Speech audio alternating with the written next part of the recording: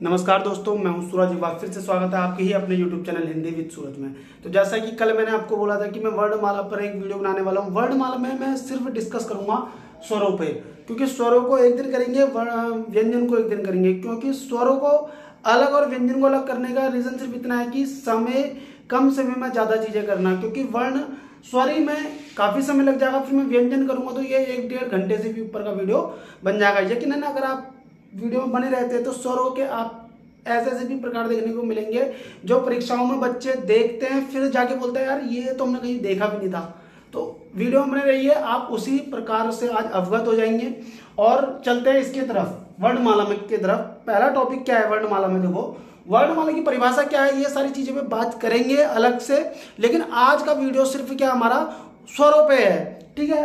तो मैंने क्या लिखा हुआ, स्वरों का वर्गीकरण, ठीक है। स्वरों का वर्गीकरण लिखा रखा है। अब स्वरों के वर्गीकरण में एक चीज ध्यान दीजिए, इसमें अधिकतर पेपर में ये वाला फैक्ट बन के आ जाते हैं कि भाषा की सबसे छोटी या लघुत्तम इकाई क्या होती है? वर्ण होती है। याद रखिए, भाषा की सबसे छोटी इकाई। कभी कभार क्या होता है कि वर्ण और शब्द में सब कंफ्यूज हो जाते हैं। अर्थ के आधार पर भाषा की सबसे छोटी इकाई क्या है? शब्द है, अर्थ के आधार पर, ठीक हो गया। और वर्ण और ध्वनि में भी याद रखेंगे, कभी कभार ये वर्ण और ध्वनि लेखन के आधार पर भाषा की सबसे छोटी इकाई वर्ण हो गई, और सुनने के आधार पर इस तरीके से कहते हैं कि सबसे छोटी इकाई क्या हो गई? ध्वनि हो गई है। अब आता है भाषा की पूर्ण इकाई क्या है? वाक्य है। तो ये तीनों पॉइंट है, ये तीनों पॉइंट आप लोग रख लेना ताकि आपको हेल्प मिले इनसे, ठीक है। मैं इसको मिटा रहा हूं, मैं बात करूंगा आज स्वरों पे। तो स्वरों का होता क्या है कि स्वरों की परिभाषा क्या है कि ऐसे वर्ण जिनका उच्चारण करते समय हमें किसी का सहारा ना लेना पड़े।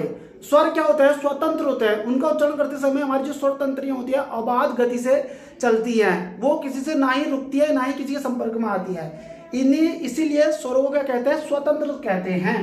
अब देखो भाई, स्वर की एक परिभाषा आती है, सबसे छोटी बात इसको याद रखना हमेशा। जो स्वर होते हैं वो कैसे होते हैं? आक्षरिक होते हैं। सारे जो स्वर होंगे सघोष होंगे, याद रखना। सभी स्वर क्या होते हैं? अल्पप्राण होते हैं। सभी स्वरों की संख्या कितनी होती है? 11 होती है। मात्रा केवल स्वरों की होती हैं। कितनी होती हैं? 10।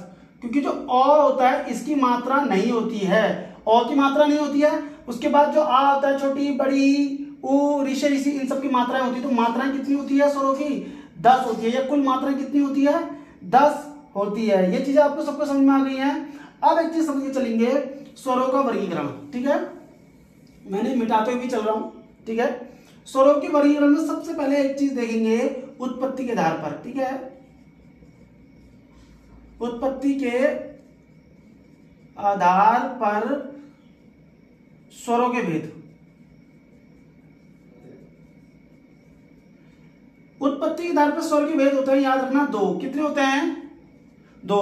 वीडियो में बने रहिए, ध्यान से देखना मैं क्या क्या चीजें करवा रहा हूं आप लोगों को। एक होता है मूल स्वर, दूसरा होता है, कहीं कहीं पे इस तरीके से लिखा रहता है संधि, और कहीं कहीं पे लिखा होता है संधि स्वर। अब देखिए, मूल स्वर क्या होते हैं? ऐसे स्वर जिनका जन्म किसी के सहारे से ना हुआ हो, वो कहते हैं मूल स्वर उन्हें। और मूल स्वर कितने होते हैं? 4। कौन कौन से? अ, ई, उ और ऋषि। अ, ई, उ, ऋषि। साथ में एक चीज याद रखना, इसे एक मात्रिक स्वर भी कहते हैं। अब देखो, संधि स्वर के भी 2 पार्ट होते हैं आगे चल के। एक का नाम होता है मूल दीर्घ, दूसरे का नाम क्या होता है? संयुक्त स्वर। अब देखो भैया, ये कितने थे? 4, और ये टोटल कितने होते हैं? 7। 7 में भी जो संधि स्वर या संधि स्वर होते हैं उनका देखेंगे, मूल दीर्घ होते हैं 3 और संयुक्त स्वर होते हैं 4। अब इसकी परिभाषा क्या है मूल दीर्घ की? संधि स्वर वो होते हैं दो अलग अलग उच्चारण स्थान वाले वर्ण या दो वर्णों से मिलकर जब एक नया वर्ण बनता है या दो स्वरों से मिलकर जब एक स्वर बनता है उसी को ही हम संधि या संधि स्वर कहते हैं। अब संधि स्वर में भी देखो मूल दीर्घ में देखो एक चीज ध्यान देना, मूल दीर्घ में देने वाली क्या बात है ध्यान कि मूल दीर्घ जो होते हैं दो ऐसे उच्चारण स्थान वाले वर्ण जिनका उच्चारण स्थान एक ही हो। जैसे देखो बड़ा आ, बड़ी ई और बड़ा ओ, ये देखो ये ओ प्लस ओ से मिलकर बनता है दोनों का उच्चारण स्थान कंठ कंठ, ई प्लस ई दोनों तालु हैं, ऊ प्लस ऊ दोनों क्या बने बड़ा ऊ, तो ये क्या मूल दीर्घ हो गए। और वहां पर संयुक्त स्वर में देखो ए आई ओ आओ, इधर देखना ओ प्लस ई दोनों का उच्चारण स्थान अलग अलग है, दो वर्ण आके मिले, यहां पे भी दो वर्ण मिल रहे हैं यहां पे भी दो वर्ण मिल रहे हैं लेकिन इनका उच्चारण स्थान एक ही है कंठ कंठ, लेकिन यहाँ पे एक कंठ है यहाँ तालु है। दो अलग अलग उच्चारण स्थान वाले वर्ण जब मिलते हैं और एक नया वर्ण बनाते हैं तो ऐसे ही स्वर को क्या कहते हैं संयुक्त स्वर या संयुक्त वर्ण कहते हैं। और प्लस जब ए लगेगा तो आई बन जाएगा, ओ में यदि ऊ जुड़ेगा तो ओ बन जाएगा और ओ में यदि ओ जुड़ता है तो औ बन जाएगा। अब एक चीज तरह से ध्यान में देना, यहाँ पर ध्यान देने वाली क्या बात है कि देखो मूल दीर्घ कितने हैं 3 और ये संयुक्त स्वर कितने हो गए आपके 4 हो गए। ठीक हो गया। अब आगे बढ़ते हैं इस चीज में। अब देखो इनमें एक चीज और याद रख सकते हैं आप, मूल दीर्घ को इसमें क्या बोलते हैं, इसको इसमें नहीं आएंगे वो आगे बताऊंगा क्योंकि है तो इसमें ही वैसे, लेकिन आगे और ज्यादा कंफ्यूजन हो जाता है क्योंकि जब हम मात्राओं के आधार पर पढ़ते हैं उच्चारण के आधार पर पढ़ते हैं तो वहां पे ये फिर से लौट के आते हैं तो वहां पे कंफ्यूजन बन सकता है, इसलिए वो डाउट आपका मैं वहीं क्लियर करूंगा। तो उत्पत्ति के आधार पर स्वर के कितने भेद हो गए 2 हो गए, हम सबको इतना तो पता चल चुका है। अब इधर मिटा देते हैं इसको आराम से, ठीक है। उत्पत्ति के आधार पर पढ़ लिया हमने। अब हम दूसरे रूप से किसको पढ़ते हैं, इसमें दिखा रहा हो तो हाँ मात्रा के आधार पर ही पढ़ा देता हूं। दूसरा मात्रा के आधार पर, मात्रा के आधार पर कितने होते हैं 3, ये सभी को पता रहता है। ह्रस्व स्वर, दीर्घ स्वर और प्लुत स्वर। देखो भाई दीर्घ स्वर कौन से होते हैं, दीर्घ स्वर को एक मात्रिक स्वर भी कहते हैं या फिर हम कह सकते हैं कि जो मूल स्वर थे वही दीर्घ स्वर ह्रस्व स्वर कहते हैं। और उच्चारण स्थान ह्रस्व स्वर का उच्चारण करने में बहुत कम समय लगता है, याद रखना। तो ये होता है ओ ई उ ऋषि। अब इधर देखो दीर्घ स्वर कितने होते हैं 7, बड़ा बड़ी बड़ा उ ए आई ओ आओ, ठीक है। कितने हो गए ये 7 4 11 हो गए। प्लुत स्वर क्या होते हैं, रोना चहकना चिल्लाना, इन सब में जो प्रयोग होता है उसको बोलते हैं प्लुत स्वर, ठीक है।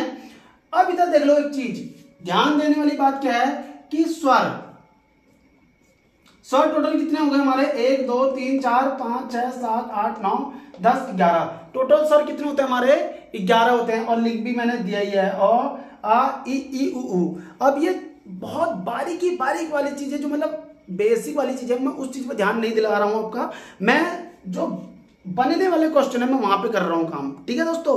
कहीं आपने लगा होगा यार स्वर चल रहे हैं आपने स्वर तो लिखाया नहीं, ये करा नहीं वो करा नहीं, तो मैं वो धीरे धीरे तुम्हें सब चीज बताते हुए चलूंगा। मेरा मेन टारगेट है कि ये चीजें अंदर की जो चीजें हैं जो आजकल परीक्षाओं में बन रही है उस पर ज्यादा ध्यान दें, ठीक है। अब देखो इधर ये मैं मिटा रहा हूं, ये मैंने कर दिया। अब देखते हैं इसके आधार पर भी मैंने बता दिया आपको, ह्रस्व स्वर एक मात्रिक भी बोलते हैं इनको, दीर्घ स्वर को द्विमात्रिक बोलते हैं, सबको पता ही होगा। अब इधर देखना तीसरा बोल रहा है ओष्ठ आकृति के आधार पर। ओष्ठाकृति के आधार पर भी कितने हैं, दो भाग हैं। कौन है, एक तो थे व्रतमुखी, चलो पहले व्रत कर देते हैं, अब कर देते हैं अव्रत मुखी। अब बताओ जरा सा मुझे, व्रतमुखी में कौन कौन होने चाहिए, उ और बड़ा उ, ये तो हमें देख के पता चल जाएगा, ओ और आउ। देखो भाई ध्यान देने वाली क्या बात है, अव्रतमुखी में क्या नहीं करना है आपने, अव्रतमुखी में आप सब चीज करेंगे, बड़ा आ कर लेंगे, बड़ी ई कर लेंगे और ई कर लेंगे, है ना, ए कर लो, आओ आए कर ले, आए कर लेते हैं। लेकिन इसमें हमने क्या नहीं करना है, अ को नहीं करना है। क्यों नहीं करना है, अ उदासीन होता है, अ स्वर कैसा है, उदासीन स्वर है, उदासीन स्वर। याद रहेगा, ओष्ठ आकृति के आधार पर स्वर, ये भेद कितने, दो, व्रतमुखी अव्रतमुखी। ऐसे स्वर जिनका उच्चारण करते समय में होंठ है जो गोल हो जाते हैं, कौन कौन से होते हैं, व्रतमुखी में चार हो गए, उ, बड़ा उ, ओ और आओ। इसको छोड़कर फिर हमारे सब क्या हो जाएंगे, अव्रतमुखी हो जाते हैं। लेकिन साथ में आपने एक चीज भी ध्यान देना है, अ को कहीं नहीं लेना, ना अव्रतमुखी में ना व्रतमुखी में, इसे बोलते हैं उदासीन स्वर। तो उदासीन स्वर कौन सा होता है हमारा दोस्तों, हम बोलेंगे जो अ है हमारा वो कैसा है, उदासीन स्वर है। अब एक चीज और आ रही है, देखो इसको भी मैं मिटा देता हूं। आशा करता हूं आप ऐसे लेते रहिए, स्क्रीनशॉट ले लेना या फिर नोटबुक लेते रहो और लिखते रहो उस चीज को, ठीक है। अब देखो चौथी चीज आ रही है, मैंने तुम्हें वो जो प्रकार आ रहा है वो मैं तुम्हें बता चुका हूं, है ना। जैसे देखो ये अग्र, मध्य और पश्च, ठीक है। इधर देख लेंगे, समृद्ध, अर्ध समृद्ध, अर्ध विवृत और विवृत। यह होता है जीवा के आधार पर, अग्र मध्य पश्चिम। यह होता है मुख खुलने के आधार पर।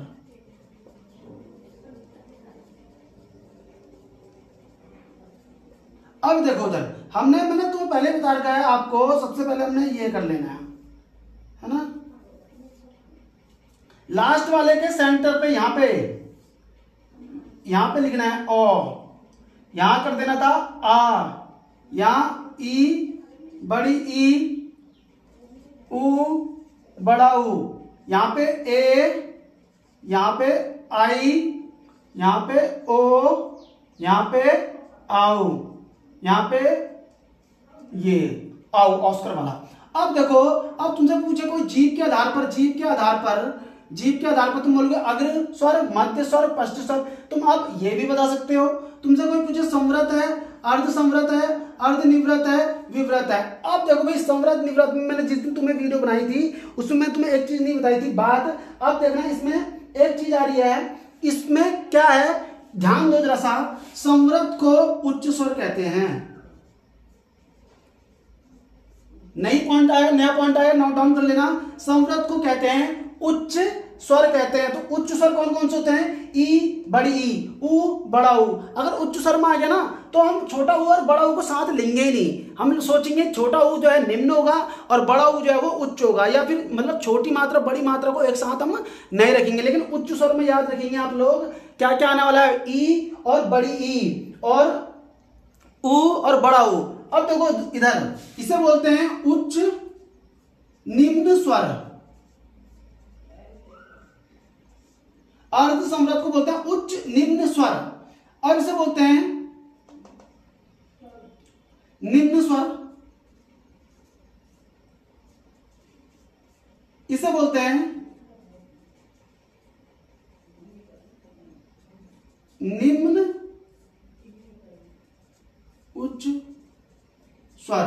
देखो जरा ध्यान आराम से तसल्ली से देखो, उच्च स्वर समृत स्वर को बोलते हैं उच्च निम्न स्वर, अर्ध समृत को बोलते हैं निम्न उच्च स्वर, अर्ध विवृत को कहते हैं निम्न स्वर, विवृत को कहते हैं। ये फैक्ट आपको कहीं नहीं मिलेंगे, इतना मैं आपको बोल रहा हूं, ठीक है। तो मैं इसको मिटा देता हूं, आप लोग लिख लेना या ऐसा ले लेना। देखो उच्च स्वर समृत, उच्च निम्न स्वर अर्ध समृत, निम्न उच्च स्वर अर्ध विवृत, निम्न स्वर निम्न स्वर अगर बात करें तो विवृत हो गया।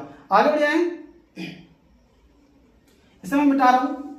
तो हमने किसके आधार पर पढ़ लिया, जीभ के आधार पर भी पढ़ लिया, इसके आधार पर भी पढ़ लिया। अब देखते हैं, देखो मांसपेशियों के आधार पर, देखो इधर जीभ के आधार पर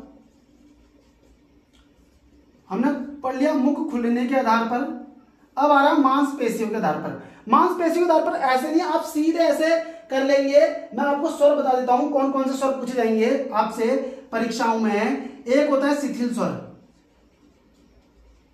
शिथिल स्वर। शिथिल स्वर क्या होता है कि जिन स्वरों के उच्चारण मुख की जो मांसपेशियां होती हैं उसमें खिंचाव जो है कम आए, तो वो सिंपल से स्वर कौन कौन से हैं, अ, ई और उ।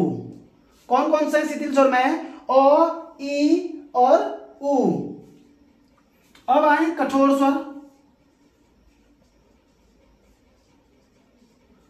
कठोर स्वर के कौन से हैं अपने, बड़ी ई, और बड़ी ई के साथ में हम बोल सकते हैं बड़ा ऊ और बड़ा आए और ओ, आओ है। ठीक है। अब तीसरा आ रहा है आपका रूल, इसमें ही इसको क्या बोल रहे हैं, मध्यम स्वर।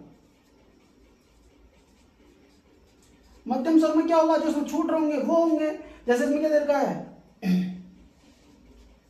ए और ओ, ये आपके मध्यम स्वर है। ये इनको बोलते हैं मांसपेशी के आधार पर।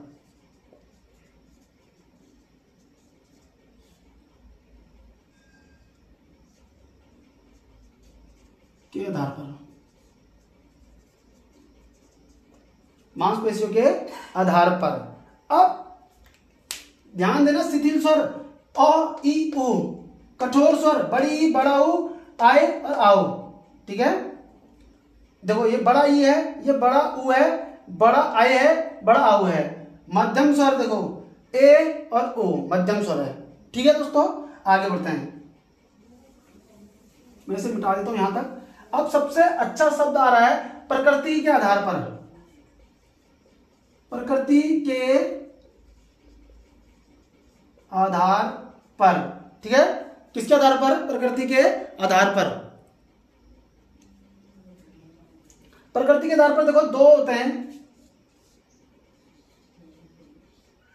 अनुनासिक और निर्नुनासिक। ठीक है। अब एक चीज समझ के चलना, अनुनासिक और निर्नुनासिक। अब इस चीज समझना, जैसा अनु मतलब होता है पीछे, ठीक है, और नासिक मतलब होता है नासिक।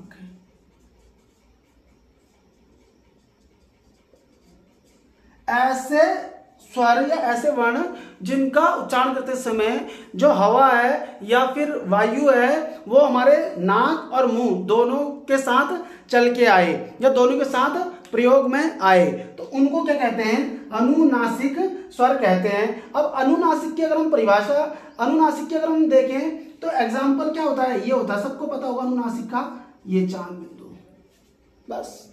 ठीक है। तो अनुनासिक कौन सा हो जाएगा, अनुनासिक स्वर। जैसे मान लो, अब मान लो हमने अ बना दिया, अ में ये लिख दिया तो ये अनुनासिक हो जाएगा। और निर्नुनासिक कौन सा होता है, जिसमें ये नहीं होता है, तो क्या सोच सकते हैं, जैसे अ हो गया, ई हो गया, उ हो गया, ए आई ओ आओ, जिसमें ये नहीं लगा है वो निर्नुनासिक हो जाएंगे। अनुनासिक में क्या, अनुनासिक का सीधे से समझ लो ये वाला चांद वाला बिंदु है जो, ठीक है। लेकिन याद रखना अनुनासिक की खासियत क्या है, स्वरों के बाद में आएंगे। किस में आएंगे, ये स्वरों के बाद में ही आते हैं। आगे बढ़ देखते हैं।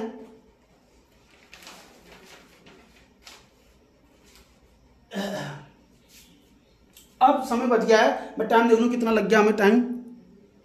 19 मिनट, कोई दिक्कत नहीं। आशा करता हूं स्वर आपको समझ में आए होंगे। अगर स्वर समझ में नहीं आए हैं फिर भी तो मुझे बताना, मैं फिर से बताऊंगा। अब मैं इसे मिटा रहा हूं और एक चीज तुम्हें बता रहा हूं फिर से स्वरों में। ठीक है, समय हमारे पास है क्योंकि हमारे पास अभी 2-3 मिनट और है। तो स्वरों की संख्या देखो भैया, संख्या कितनी है, स्वर कितने हैं, 11।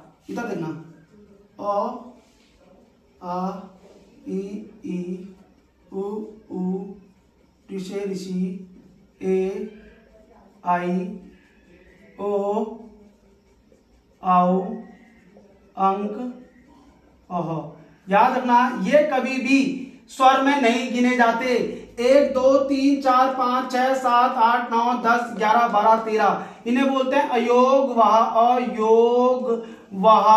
अयोग अयोग मतलब ना जुड़े, वहन करे, मतलब कि ना तो स्वर के योग में, स्वरों की परिभाषा में जुड़कर उनकी परिभाषाओं का वहन कर सके, ना ही वो व्यंजन की परिभाषाओं में जुड़कर व्यंजनों की परिभाषा को वहन कर सके। कहने का मतलब है ना तो ये स्वरों की कैटेगरी में जा सकते हैं, ना ही ये व्यंजनों की कैटेगरी में आ सकते हैं। इसे इनको बोला गया अयोग वह। अयोग मतलब इनका कहीं भी जोड़ नहीं है, किसी के भी साथ नहीं है। अब इधर देखेंगे अ और अ दोनों का उच्चारण स्थान क्या है दोस्तों, यहाँ पे रखना कंठ है ना। ई और ई दोनों का क्या है, तालु है। ठीक है, मैं क्या बोलता हूं हमेशा, ई और ई तालु है। मैं हमेशा क्या बोलता हूं, ई और ई तालु है, तो बच्चे बोलते हैं यस सर। क्या बोलते हैं, यस सर। तो यस सर में देखो य भी तालु होता है और ये श भी तालु होता है ना। ये भी य और श दोनों तालु होते हैं। उ और उ दोनों कौन से हैं, तो हम सबको पता है दोस्तों ये दोनों ओष्ठ हैं। ऋ से ऋषि क्या होती है, ऋ से ऋषि बोलते हैं मूर्धन्य। क्या होती है ऋ से ऋषि, मूर्धन्य होती है।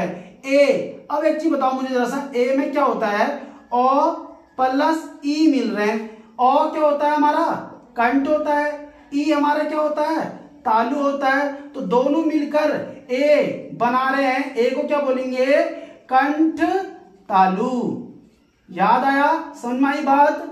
ए जो होता है ओ प्लस ई से मिलकर बनता है, ओ कंठ होता है, ई तालु होता है, दोनों मिलेंगे तो कंठ तालु बन जाएगा ये।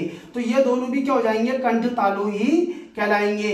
उसी रूप से अब इन दोनों को देखो, अ और आ को देखो इधर है ना, अ प्लस उ मिलकर क्या बनाते हैं, ओ बनाते हैं। अब ओ का स्थान है कंठ, ओ का क्या होता है, ओष्ठ।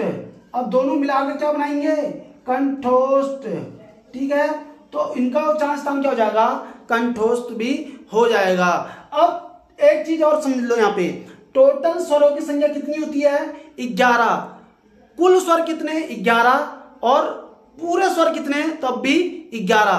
कहने का मतलब है आपने आंसर 11 13 कभी नहीं करना है, हमेशा स्वरों की संख्या कितनी माननी है, 11 माननी है। आशा करता हूं आज आपको चीजें समझ में आई होंगी और उम्मीद भी रखूंगा कि आपको ये चीजें समझ में आई होंगी। अगर मान लो फिर भी किसी चीज में कोई प्रॉब्लम रह जाती है और आपको चीजें समझ में नहीं आई है तो प्लीज वीडियो में कमेंट करेंगे, मैं उसका भी सॉल्यूशन पूरा करने की कोशिश करूंगा।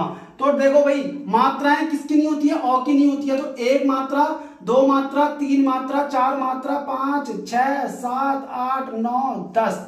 तो मात्राएं कितनी होती है, हमेशा याद रखना 10 होती हैं। और मात्रा हमेशा किसकी होती है दोस्तों, स्वरों की होती है। तो आज हमने स्वरों को बहुत बारीकी से पढ़ा है। उम्मीद करूंगा आपको चीजें समझ में आई होंगी, और फिर भी अगर नहीं आई है तो प्लीज कमेंट करना, कोई दिक्कत नहीं है, हम दोबारा से उस पर काम करेंगे और अच्छे से इसको समझने की कोशिश करेंगे। मिलते हैं नेक्स्ट वीडियो में। Thank you, bye bye.